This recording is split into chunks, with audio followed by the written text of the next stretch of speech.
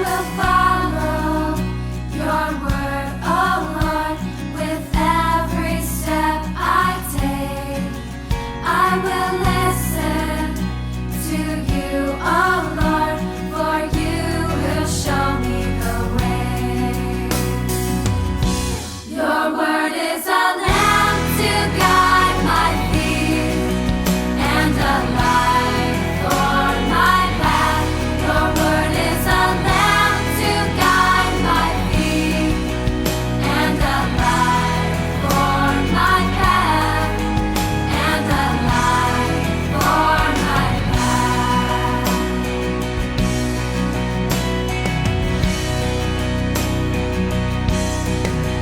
I will follow your word.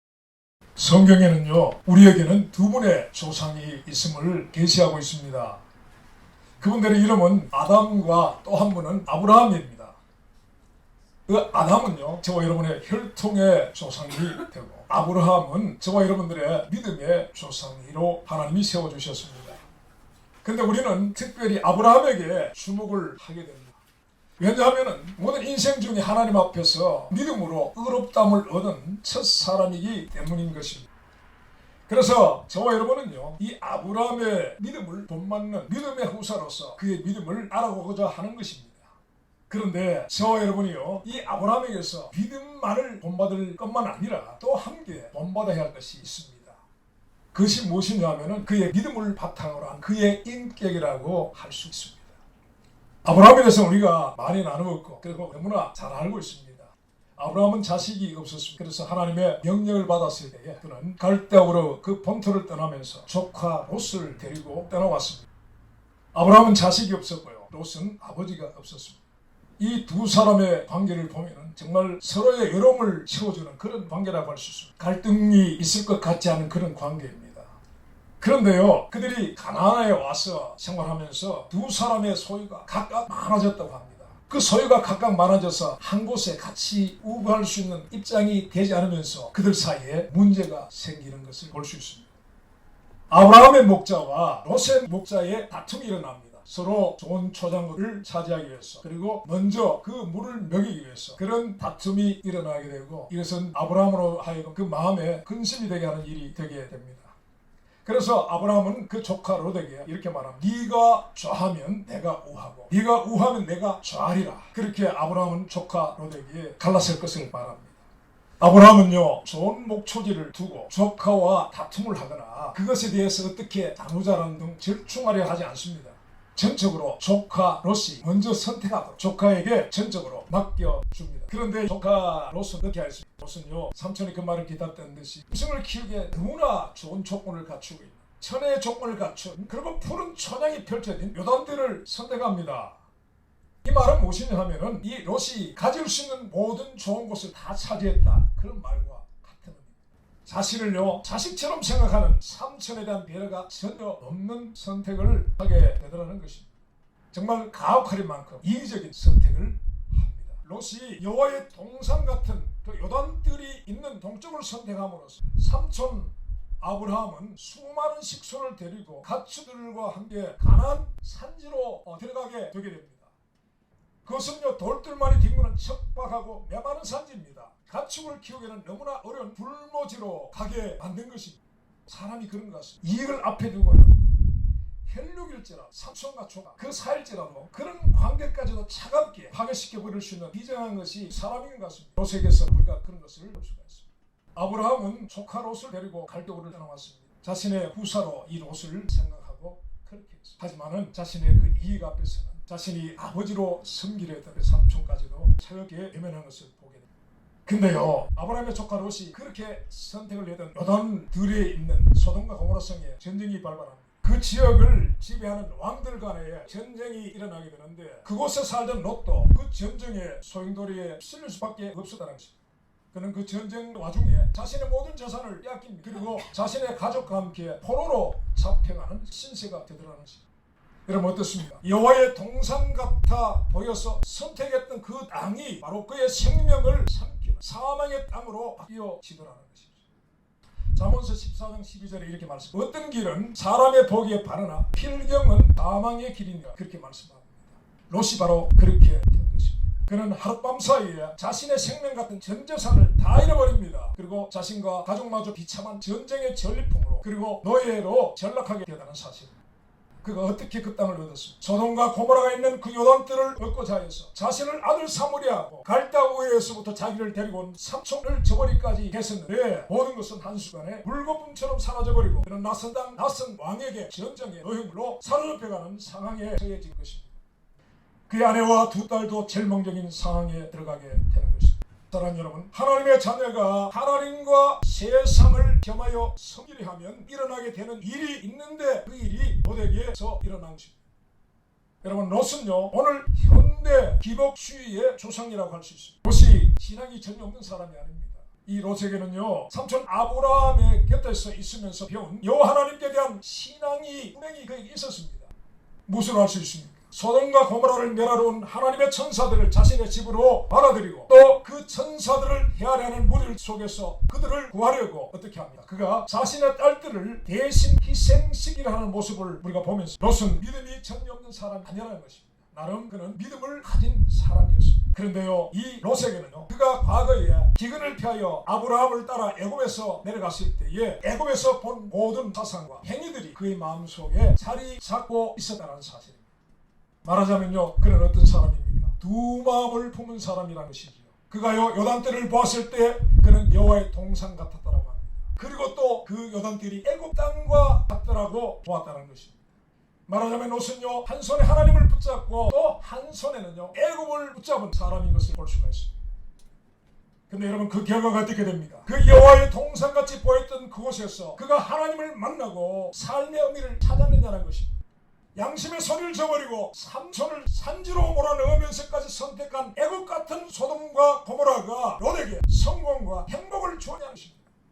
결과적으로는 롯은 아내를 소금기둥으로 만들게 되게 되고요. 그는 모압과 암몬의 조상이라는 수치스러운 자리에 서게 됩니다.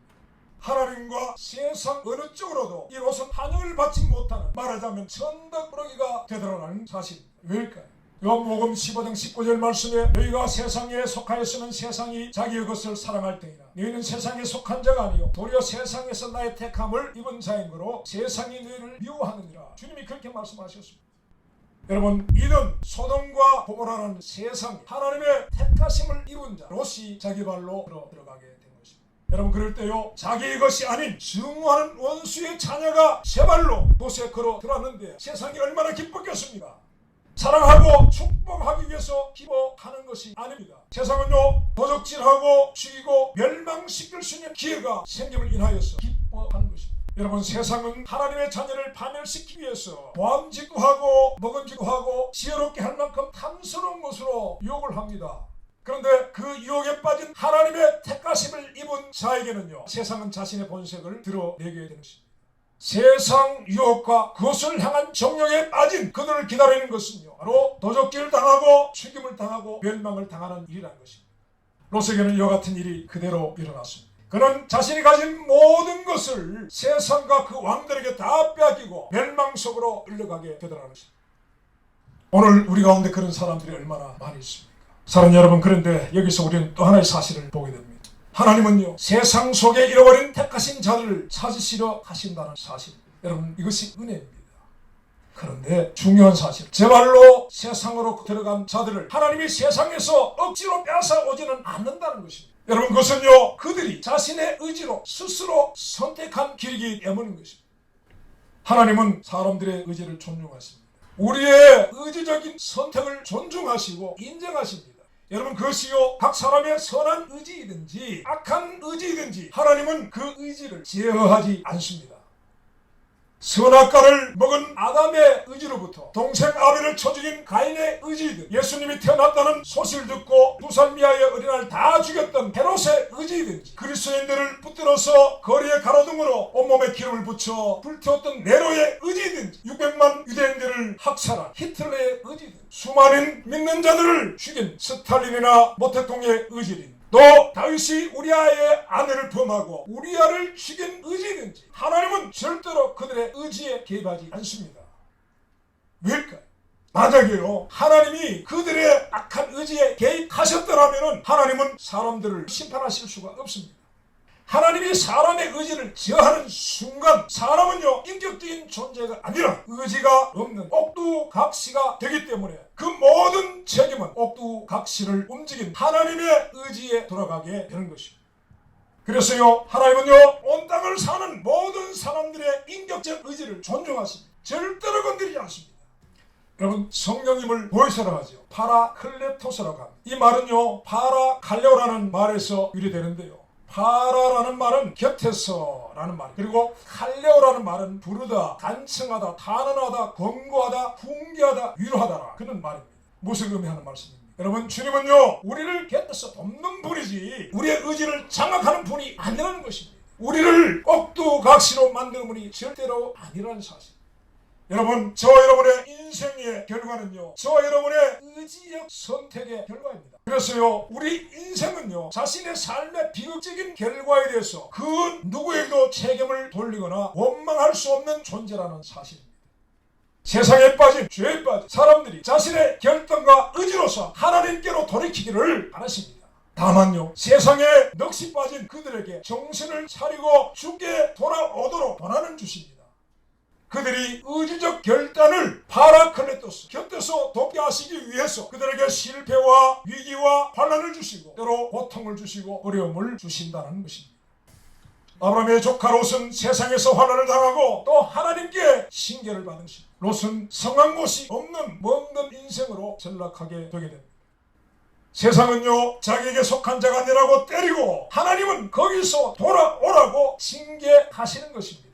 이것은 하나님도 얻고 세상도 얻고자 했던 롯의 두 마음을 품은 결과인 것입니다. 그는 어디에도 하소연할 수 없는 하나님께도 세상에게도 하소연할 수 없는 상처투성이의 인생을 살게 되는 것입니다. 여러분 오늘 우리 가운데 이런 롯의 인생을 살고 있는 사람이 얼마나 많을까요? 그런데 아브라함은요 조카가 사로잡혀갔다는 소식을 듣는 순간에 그는 자신이 집에서 키운 가병 318인을 데리고 그 소돔과 고모라를 쳤던 연합군들과 전쟁을 하게 됩니다.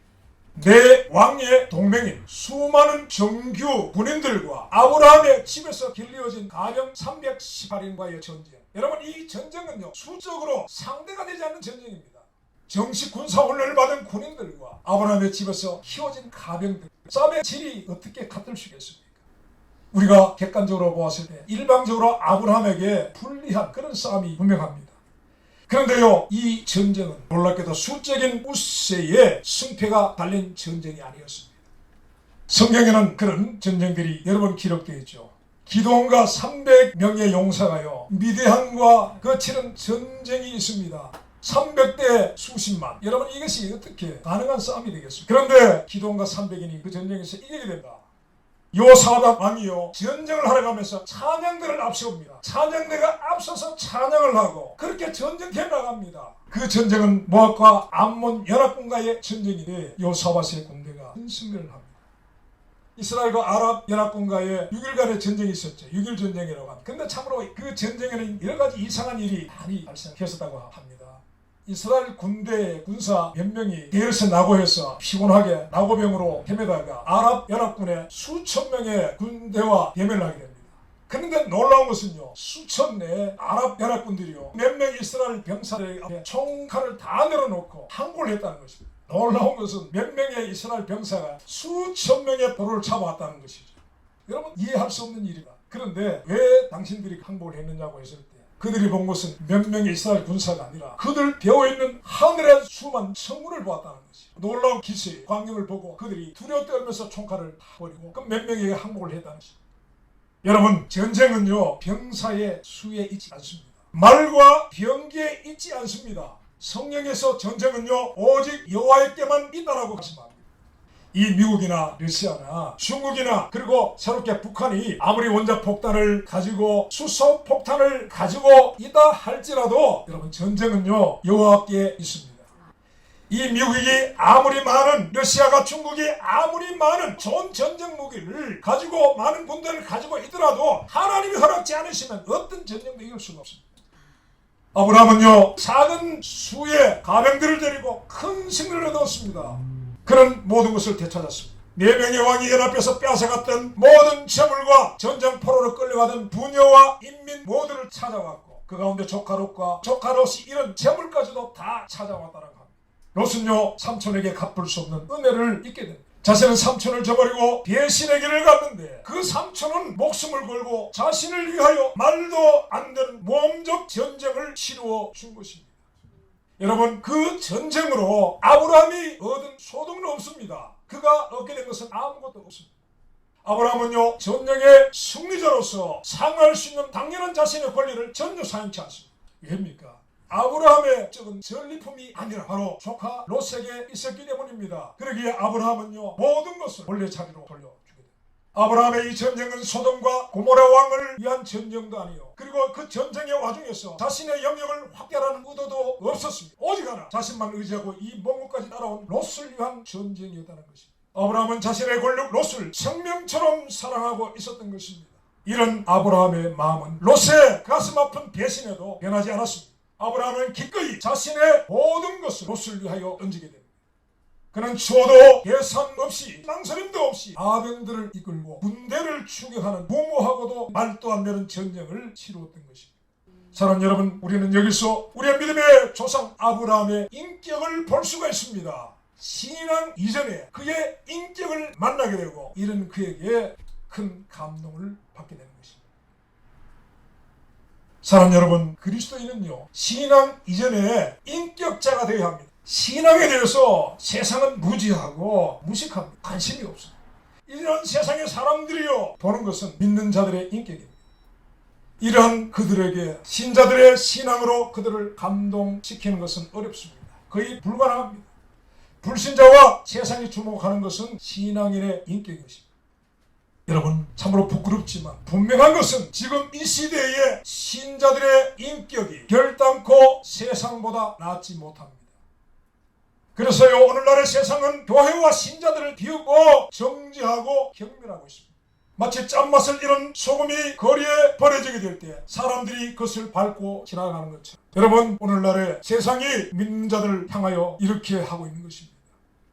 여러분 왜입니까? 세상에서도 일어나기 힘든 어둠에 속한 괴악한 일이 오늘 교회라는 곳에서 오늘 믿는 자라는 우리 가운데서 끊이지 않고 일어납니다. 세상의 뉴스에 끊임없이 등장하는 것은요 사역자의 성범죄 그리고 교회 재산을 횡령하고 유용하는 행위들 그리고 교회 안에서 일어나는 끊임없는 갈등과 다툼 여러분 정말 이것이 신자의 모습입니까?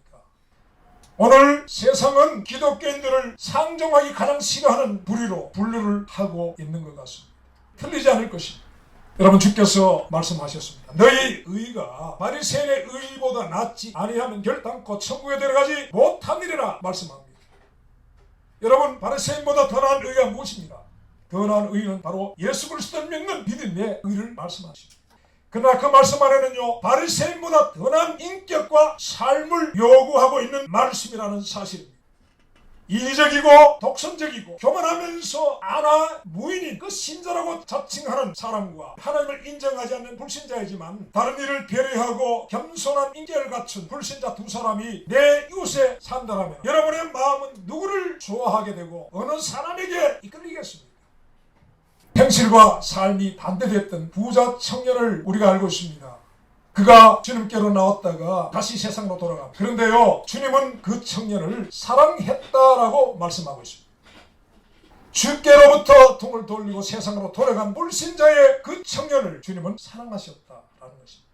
그의 행실과 삶이 반대했음을 말합니다. 사랑하셨다고 구원받는 것은 아닙니다. 하지만 주님은 그 청년을 사랑하셨다.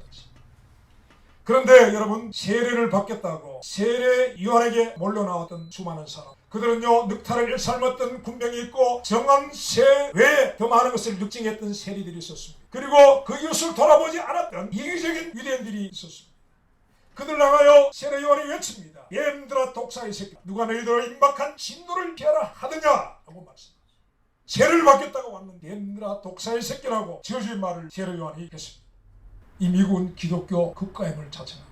집회에도 우리는 하나님을 믿는다라고 고백을 하고 있습니다. 그런 이 미국의 교회 아니겠습니까? 그런데 이 미국은요 동성애를 법으로 옹호합니다. 교회도 그것이 옳다라고 합니다. 하나님을 믿는 나라, 하나님을 섬기는 이 미국의 교회가 그렇게 했습니다. 그런데 무신론 국가인 러시아, 이 사람들은요 그 자체를 그대로 증오합니다. 정부나 국민들이나 싫어합니다. 증오합니다. 그 동성애를 엄격히 금합니다. 여러분 그렇다면요 주께로부터 등을 돌리고 떠나갔던 그 무자청을 향하셨던 주님의 마음은 사랑이죠. 자기에게 나온 수많은 유대인들을 향하여서 주님이 저주스러운 그런 말씀을 그들에게 하셨습니다. 이런 사실을 비춰봤을 때 주께서 이 미국을 더 사랑하실까요? 러시아라는 저 무신론 국가를 더 사랑하실까요? 여러분 어떻게 생각합니까? 당연히 미국을 하나님이 더 사랑하실 거라고 생각하십니까? 그럴 리가 없습니다. 요한복음 8장 31절에 예수께서요 자기를 믿은 유대인들에게 말씀하십니다. 너희 아비는 마귀라고 말씀합니다. 요한복음 8장 44절에 너희는 너희 아비 마귀에서 났으니 너희 아비의 욕심을 너희도 행하고자 하느니라 이렇게 말씀하십니다. 이 말씀을 들은 유대인들은요 우리 아버지는 아브라함이다라고 반발합니다. 그런 그들을 향하여 주님께서 말씀하십니다. 예수께서 가라사대 너희가 아브라함의 자손이면 아브라함의 행사를 할 것이오늘 지금 하나님께 들은 진리를 너희에게 말하는 나를 죽이려 하는도다. 아브라함은 이렇게 하지 아니하였느니라. 너희는 너희 아비의 행사를 하는도다. 이 말씀을 듣는 유대인들이 돌을 들어 주님을 치료합니다. 그리스도를 증오합니다. 그런 그들의 모습에는요 그들이 아버지라고 말한 아브라함이 나타나지 않습니다. 아브라함이 보이지 않습니다. 아브라함이 없습니다. 다만 마귀와 연합되어 있는 자의 성품과 인격이 그대로 드러납니다. 마태복음 11장 29절에 주님이 자신에 대해서 증거하시는 말씀이 있습니다. 나는 마음이 온유하고 겸손하니 나의 멍에를 메고 내게 배우라. 여러분 그리스도는 온유하신 분입니다. 그분은 겸손하시고 긍휼이 많으시고 화평케 하시는 분입니다. 그분은 순결하시고 섬기러 오셨고 자신을 십자가에 희생하시는 분입니다. 여러분 우리의 믿음이라는 것은 이런 그리스도와 연합을 한다는 의미, 그분과 바로 하나가 된다는 그런 의미인 것입니다. 몇십 년 혹은 모태 신앙으로 예수를 믿는다고 하면서 그리스도의 성품과 인격의 열매가 맺히지 않는다면요 감히 말씀드립니다. 가짜입니다. 포도나무의 가지는 포도 열매를 맺을 수밖에 없습니다. 사과나무 가지에서 살구를 맺는 것입니다. 사과 가지에서 사과를, 복숭아 가지에서 복숭아를 맺게 되는 것입니다. 좋은 나무에서 좋은 열매를 맺고 나쁜 나무에서 나쁜 열매를 맺을 수밖에 없습니다. 가시 나무에서 무화과를 맺을 수가 없습니다. 불가능한 것입니다. 여러분 그분의 나무에 연합된 가지가 바로 저와 여러분인 것입니다. 그렇다면요 당연히 그분의 열매를 맺게 되는 것입니다. 성화를 말하는 것이 아닙니다. 이것은 성화에 대한 설명이 아닙니다. 여러분 성화는요 과실을 맺는 가지로 하여금 더 많은 과실을 맺게 하고자 가지를 깨끗하게 정리하시는 것이 성화입니다. 열매는요 근본적인 것입니다. 그래서 그리스도와 연합되어 있는 자는 그리스도의 열매를 맺을 수밖에 없습니다. 여러분 그 열매가 바로 신자의 인격인 것입니다. 사랑과 희락과 화평과 오래 참음과 자비와 양성과 충성과 온유와 절제, 그 열매가 맺혀져야 합니다. 그 열매로서 그 나무를 알게 되는 것입니다. 근데요 모든 불의, 추악, 탐욕, 악의가 가득하고 시기, 살인, 분쟁, 사기, 악독이 가득한 수근수근하고 비방하고 하나님을 미워하고 능력하고 교만하고 자랑하고 배악하고 무정하고 무자비하고 부모를 거역하고 이런 어둠의 열매로 주렁주렁하면서 자신은 그리스도와 연합된 믿음을 가졌다라고 판단하면 여러분 그것은 거짓말입니다. 스스로 속이는 것입니다. 결코 진리가 그 속에 있지 않습니다. 그들은 그리스도 예수의 사람이 아닙니다. 그들은 회개한 적도 거듭나지도 못한 사람이, 여러분 그들은 주님의 나라에서 얻을 기업이 없는, 소망이 없는 사람인 것입니다. 여러분 만일 이 일에 아브라함과 롯의 입장이 바뀌어서 아브라함이 포로로 되어 끌려갔다면요 롯이 아브라함을 위하여서 아브라함처럼 할 수 있었겠느냐 하는 것입니다. 롯에게 전쟁을 할 수 있는 사람 318명이 있었다면 그는 그들을 이끌고 이 무모한 전쟁을 했겠느냐는 것입니다. 여러분 못합니다. 정확히 말하면 안 합니다. 계산이 빠른 롯은 이런 바보같은 전쟁을 하지 않습니다. 아무리 삼천이 잡혀가도 그가 치를 수 없는 전쟁이라는 것입니다. 왜 하겠습니까? 이길 승산도 전혀 없는 전쟁이었습니다. 그리고 그가 얻을 아무런 유익도 없는 일에 그가 괜히 나섰다가 자신의 생명까지도 잃을 수가 있을 텐데 나라도 살아야 된다. 그리고 그것이 자식 없는 삼천을 위한 길이라고 스스로 자유하면서 합리화했을 것입니다. 여러분 믿음은 무모합니다. 아니 무모해 보입니다. 아브라함은요 롯을 위해 무모해 보이는 전쟁을 행하였습니다. 계산을 하지 않았고 될까 안 될까 저울질하지도 않았습니다. 여러분 믿음은 그런 것입니다. 마태복음 14장 28절에서 베드로는 풍랑이를 걸어오시는 주님을 향하여 요청합니다. 주여 많이 주시옵소서. 나를 명하사 무리로 오라 하소서. 그럴 때 주님의 말씀이 들려집니다. 오라. 베드로는 주님의 음성을 듣는 순간 배에서 내려와 주께로 나아갑니다. 그는 엄으로 잔뼈가 굵은 사람입니다. 사람이 물 위에 설 수 없다는 것을 세상 어떤 사람보다 잘 알고 있는 사람입니다. 그런데요, 배에서 내려오는 그의 행동에는 망설임이 없습니다. 다시 말하면 계산이 없다는 것입니다. 그는 즉시 배에서 내려 주님을 향하여 나아갔습니다. 어떻게 그럴 수 있습니까? 여러분, 그리스도와 연합된 자는 그리스도께로 이끌립니다. 이것을 생명의 이끌림이라고 하는 것입니다. 그리스도를 향한 무한한 신뢰가 그를 지배합니다. 그래서 그분이 물 위에 있으면 배를 내려올 수가 있는 것입니다. 만약에 풀불 속에 들어가는 것이 주님의 뜻이라면 그 속에 들어갑니다. 만약 사자굴 속에 주님의 원하심이 있다면 그 속에 들어가는 것입니다. 여러분, 이것이 믿음입니다. 주와 연합된 믿음입니다. 이 연합이 없는 믿음으로는요 불가능한 것입니다. 분명히 그렇습니다. 그날 밤 그 바다 위 배 안에는요 12명의 제자가 있었지만은 배에서 내려 주님께로 나아간 제자는 베드로 한 사람밖에 없었다는 사실입니다. 여러분, 여기서 그리스도와 연합된 자와 연합되지 않는 자가 분명히 드러나는 것을 우리가 보게 되는 것입니다. 로마서 4장에는 아브라함의 믿음에 대해 소개를 합니다. 그의 믿음 하나님은 죽은 자를 살리시며 없는 것을 있는 것처럼 부르시는 이시니라. 아브라함은 그 하나님을 말할 수 없는 중에 바라고 믿었다라고 말씀하고 있습니다. 여러분, 아브라함은 하나님을 경외하는 사람입니다. 경외라는 말의 의미가 무엇입니까? 떨며 즐거워하는 것입니다. 하나님을 두려워하는 것이죠. 여러분, 하나님을 두려워하는 사람은요 세상을 두려워하지 않습니다. 환경을 두려워하지 않습니다. 문제를 두려워하지 않습니다. 하나님을 경외하는 다윗은요 사망의 엄청난 꼴짜기로 다닐지라도 해를 두려워하지 않았다고 합니다. 하나님을 경외하던 여호사밧 왕은 찬양들을 앞세워서 전쟁터로 나갈 수가 있었습니다. 하나님을 경외하는 자 기도는 300인을 데리고 해변의 모래 같은 적들을 향하여 나갈 수가 있었습니다. 오늘 아브라함은 318인을 데리고 4명의 왕이 연합하여 만든 군대, 그것도 전쟁에 승리했던 강력한 군대를 향하여 싸움을 벌이게 됩니다. 아브라함은 죽은 자를 살리시며 없는 것을 있는 것처럼 부르시는 그 하나님을 바랄 수 없는 중에 바라고 믿었고, 그러자 그의 믿음 바 하나님은요 그에게 큰 승리를 안겨주신 것입니다. 여러분, 사람이 모든 것을 다 갖춰도 믿음 없이는 할 수 있는 것이 없습니다. 전혀 없습니다. 광야 이스라엘 백성은 가나안 땅에 네피림의 후예 거인 아낙 자손들을 보고 두려워하면서 절망했습니다. 그들을 보면서 자신들은 메뚜기 같다라고 생각합니다. 거기다가 아낙 자손들이 철병으로 무장하고 있는 것을 보면서 그들은 울부짖으며 모세를 원망하고 하나님을 원망합니다. 그들이요 아낙 자손들을 두려워하는 순간, 환경과 문제와 사람을 두려워하는 순간 그들은 하나님을 두려워하지 않는 불신앙의 무리로 전락해 버린 것입니다. 하나님은요 믿음을 통하여서만 일하시는 분입니다. 홍해가 갈라진 것을 보고 하늘에 해가 멈추고 달이 멈추는 것을 보았던 이스라엘 백성들이 믿음을 잃어버렸습니다. 여러분, 이스라엘 백성의 광야 40년은요 한순간 기적이 아닌 것이 없습니다. 그런 그들이 하늘로 내린 양식을 먹었던 그들이 반석에서 솟구쳐오는 그 생수를 마셨던 그들이 아낙 자손 앞에서 떨며 자신들을 메뚜기처럼 여기며 원망하는 것은요 하나님께 대한 지독한 불신앙이라는 것입니다. 그들은 하나님보다 아낙 자손을 더 두려워한 것입니다. 그런 그들에게 하나님의 진노가 나타났습니다. 하나님은 그들을 가나안으로 들어갈 수 없게 하십니다. 그들은 광야의 모래로 남게 됩니다.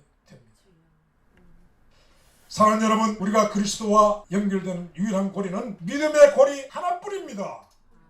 우리는 그리스도를 본 적이 없습니다. 만진 적이 없습니다. 주님의 음성을 친히 들은 적이 없습니다. 그분이 2000년 전에 저 유대 땅 한 구석에 오셨다가 가신 분입니다. 그분과 오늘 우리가 연결되는 것은요 단 하나 믿음 때문인 것입니다. 그런데요, 그런 우리가 믿음을 잃어버렸다, 그 말의 의미가 무엇이겠습니까? 그 의미는요 믿음으로 말미암아 주어지는 하나님의 모든 것을 다 잃어버린 것이라는 사실입니다. 히브리서 11장에 믿음 없이는 하나님을 기쁘시게 못한다라고 했습니다. 그러나 믿음에는 보상이 있음을 말씀합니다. 믿음으로 하나님을 찾고 하나님께 나아가는 자에게는 상을 주시는 하나님심을 분명히 하고 계십니다. 그러나 믿음으로 하지 않은 모든 것은 죄라고 성경이 말씀합니다. 불신앙은 심판의 대상이다. 하나님은 이 불신앙의 세상을 심판하시려 그날을 준비하고 계신다는 사실입니다. 여러분 믿으시기 바랍니다. 사랑하는 여러분, 우리는요 그리스도를 얻고 그날의 그리스도 안에서 발견되고자 하는 사람들입니다. 우리가 얻고자 하는 그리스도는 여러분 어떤 분이십니까? 하늘과 땅의 모든 것들의 창조주이시며 그분은 하늘과 땅의 모든 권세를 가지신 권세자이십니다. 모든 것의 주관자이시며 상속자이십니다. 빛의 근원이시며 우리의 생명의 원천이십니다. 그분에게는요 이 생과 내생의 경계가 없는 분이십니다. 이 예수를 얻는 것은요 모든 것을 다 얻는 것입니다. 이 예수를 얻은 사람은요 세상 것을 가지고 세상 사람들과 다투지 않는다는 것입니다. 내세의 소망도 없고 그리스도 안에 소망도 없는 세상 사람들이 가진 세상 것을 빼앗으려 하지 않습니다. 도리어 밭속에 감춘 보화 같은 그리스도를 얻기 위해서 세상의 소유를 포기하는 농부와 같은 것입니다. 값진 진주 같은 그리스도를 얻기 위해 자신의 모든 소유를 파는 진주 장사와 같이 살게 된다는 것입니다. 누가 내게 오리를 가져가든 심리를 가져라. 누가 내게 겉옷을 원하거든 속옷까지 벗어주라. 누가 오른밤을 때리거든 왼밤도 돌려내라. 여러분 이것은 주님의 말씀입니다. 이 말씀에 순종하는 자들이 지혜로운 농부요 지혜로운 진주 장사입니다. 내가 좌하면 내가 우하고 내가 우하면 내가 좌하리라 할 수 있었던 아브라함이 그와 같은 사람인 것입니다. 주께서 오늘 우리에게 아브라함의 믿음뿐 아니라 그의 이러한 인격도 배우고 알아가라 말씀하고 계시는 것입니다. 내가 아브라함의 자손이면 아브라함의 행사를 할 것이오늘 말씀합니다. 우리가 아브라함의 후손입니까? 아브라함의 행사를 해야 합니다. 조상 아브라함이 얻었던 그 믿음으로 된 의를 우리도 얻게 될 것이라는 것입니다. 사랑하는 여러분, 오늘 롯의 선택과 같은 지독한 이기심과 탐욕으로 충만한 이 시대 속에서 요단들을 족하게 내어주 도리어 척박하지만 하나님과 교통하는 가나안 산지로 들어간 아브라함의 그 선택, 그 믿음을 따라갈 수 있는 저와 여러분이 될 수 있기를 바랍니다. 아멘. 아브라함 같은 넉넉하고 겸한 믿음의 인격의 그늘을 드리고서 많은 세대를 깃들게 하는 무성한 나무와 같은 교회와 성도가 되시길 바랍니다. 아멘. 그럴 때 죽은 자를 살리시며 없는 것을 있는 것처럼 부르시는 주의 은혜가 늘 함께 하실 것입니다. 기도하시겠습니다. 주님 우리에게 빛을 비춰주셔서 지금 나의 열매를 볼 수 있게 하옵소서. 지금 나의 소망이 저 요단길에 있는지 아니면 하나님의 음성을 듣는 가나안 산지에 있는지 우리를 알게 하여 주옵소서. 예수님의 이름으로 기도합나이다. 아멘. Your word is a lamp to guide my